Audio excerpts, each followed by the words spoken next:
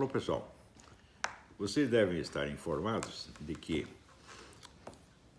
a polícia, chefiada por um delegado que foi assessor condecorado do governador petista de Minas Gerais, foi proibida de divulgar os dados da investigação declaradamente para não ajudar o Bolsonaro. Mas, ao mesmo tempo, o assassino foi autorizado a dar 2 entrevistas para ferrar com a candidatura a Bolsonaro.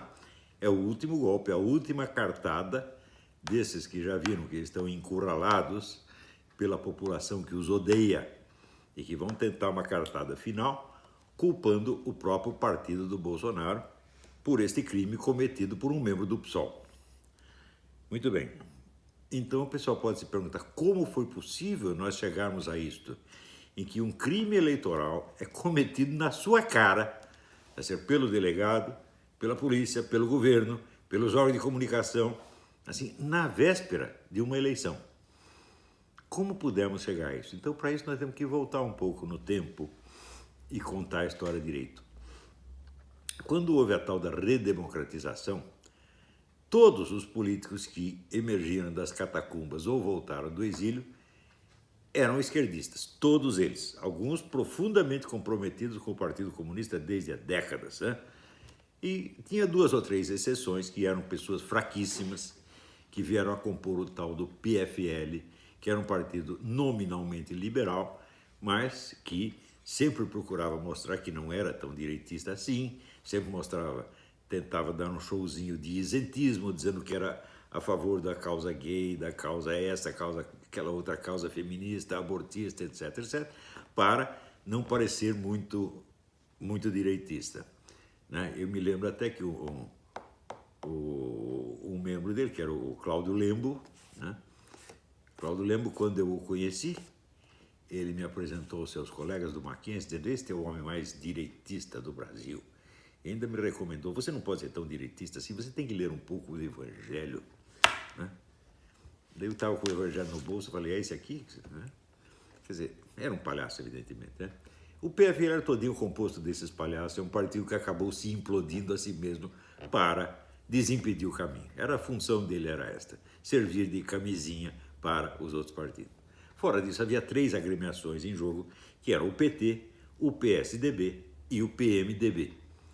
Desses, assim, o PT era assim, o comunista mais radical, o PSDB era o comunista adocicado e o PMDB, que sempre foi controlado pelo Partido Comunista, tinha a função de parecer o partido isento, quer dizer, o partido sem autodefinição ideológica, onde os 2 outros podiam fazer as misturas que quisessem.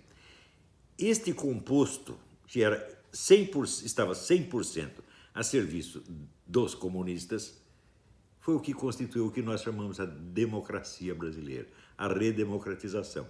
Então era um sistema calculado para haver sempre um rodízio de poder entre o PT e o PSDB, com a ajuda dos seus servidores no PMDB. Isto foi a democracia. Ora, acontece que esta democracia estava contra a maioria da população.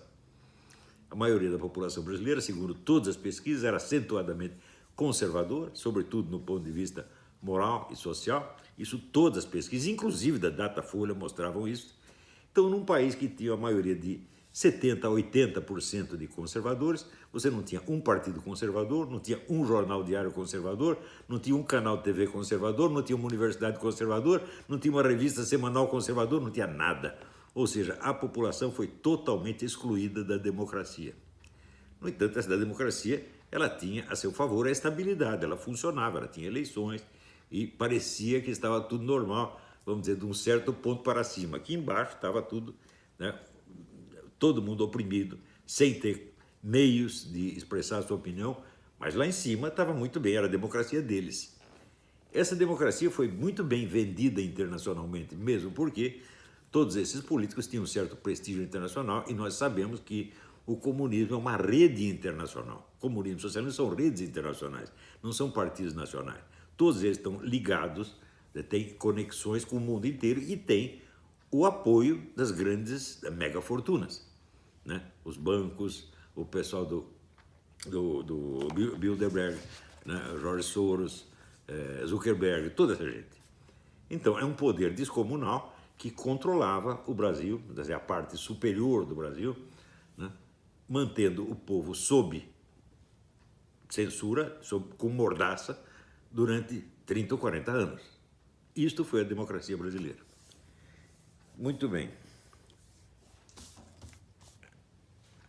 Então, é evidente que foi a democracia calculada para consolidar o poder comunista, socialista, etc. Mais ainda após a fundação do Foro de São Paulo. O Foro de São Paulo era uma organização nitidamente criminosa, onde partidos supostamente legais se associavam intimamente a organizações criminosas, como as Farc, o MIR chileno, que tinha o monopólio dos sequestros na América Latina, né? As Farc, sobretudo, que eram a grande fornecedora de cocaína ao mercado brasileiro. Tudo isso, vamos dizer, numa intimidade totalmente obscena, né? E, na época, se você dissesse que havia uma parceria de PT e Farc, todo mundo ficava escandalizado. Mas você estava vendo lá o Lula presidir o Foro de São Paulo, junto com o Manuel Marulanda, que era o comandante das Farc. Ou seja, a parceria era óbvia, tá certo? Inegável.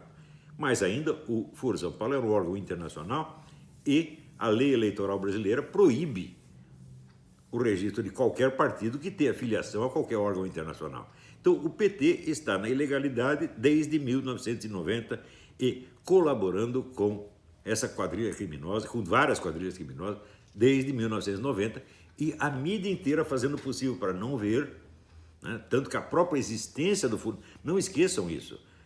O Foro de São Paulo foi a maior entidade política que já existiu na América Latina, congregando 200 partidos e outras organizações. Isso nunca existiu na América Latina. E durante 16 anos, a mídia inteira escondeu, negou a existência do Foro de São Paulo. Ora, então quer dizer que a mídia faz parte desse esquema. A mídia inteira. Claro que sempre tem um ou outro que não concorda, mas tem que ficar quietinho, porque a maioria da redação o oprime e não deixa falar, tá certo? Então, veja, uma coisa que eu recomendo para vocês entenderem tudo que aconteceu e está acontecendo na América Latina e no Brasil é isso aqui. Leonardo Coutinho, Hugo Chávez, o Espectro. Isso aqui mostra, baseado só em documentos oficiais do começo até o fim, o envolvimento do governo da Venezuela no tempo do Hugo Chávez e agora, narcotráfico, terrorismo no mundo inteiro. Por que a Venezuela foi para o buraco? Por que acabou a economia venezuelana? Porque o Hugo Chávez, que se elegeu prometendo restaurar a economia, destruiu tudo, financiando o terrorismo e narcotráfico no mundo inteiro, com a ajuda do seu Lula e do PT. Então, esta gente está envolvida numa rede criminosa de tamanho descomunal. Tanto que condenaram o Lula por causa de um sítio ou de um apartamento é ridículo, né? Isso aí é a mesma coisa que você condenar o Stalin porque o Stalin peidou, você tá entendendo? A proporção é esta. Quer dizer, estão pegando os crimes pequenos porque os grandes são grandes demais e todo mundo tem medo de mexer nisso. Então, não deixem de ler esse livro. Agora, este camarada aqui, ele era repórter da Veja. E ele conta, eu vou dar aqui só ler 2 linhas, só para você ter ideia de como é que são as coisas.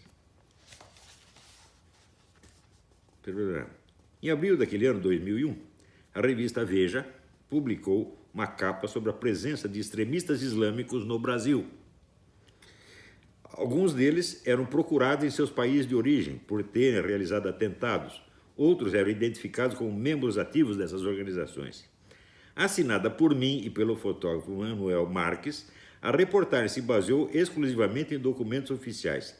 Coube-nos localizá-los e mostrá-los no seu novo habitat. O trabalho provocou 2 efeitos. Levou-me a ser mal falado entre os colegas de redação nas mesas de bar. Esse é um dos efeitos. O outro não interessa. Veja, a classe jornalística é 100% cúmplice desta coisa. São todos criminosos, gente. Não estou brincando.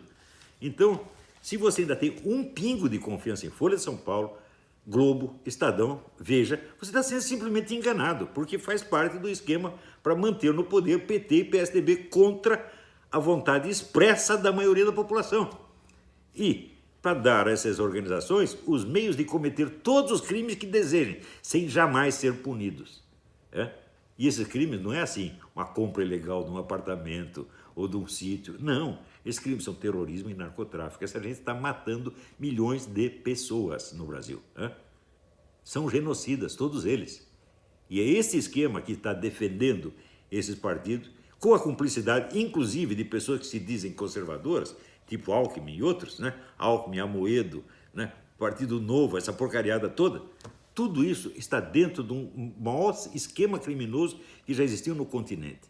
Quando fala esquema criminoso, não é assim, propina, não é dinheirinho que escorregou daqui para lá. Não, gente, é genocídio, é morticínio, é genocídio, é terrorismo. Né? Então, é claro que eles têm que se defender, porque eles sabem que quando o Bolsonaro for eleito, eles serão investigados e punidos. Eles não podem permitir que isso aconteça de jeito nenhum. Então estão se apegando a tudo, inclusive a este crime eleitoral explícito, descarado e obsceno que será colocar este seu Adélio, esse criminoso, na televisão, na véspera da eleição, para prejudicar um candidato. Gente, acordem, vocês não é uma disputa política, não é uma disputa eleitoral, tá certo?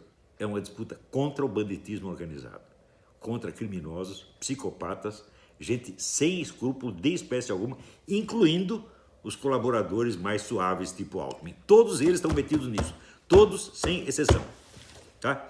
Então, acordem, ou eleger o Bolsonaro ou dizer adeus ao Brasil. Até a próxima, obrigado. Não esqueçam uma coisa, visitem o meu Patreon.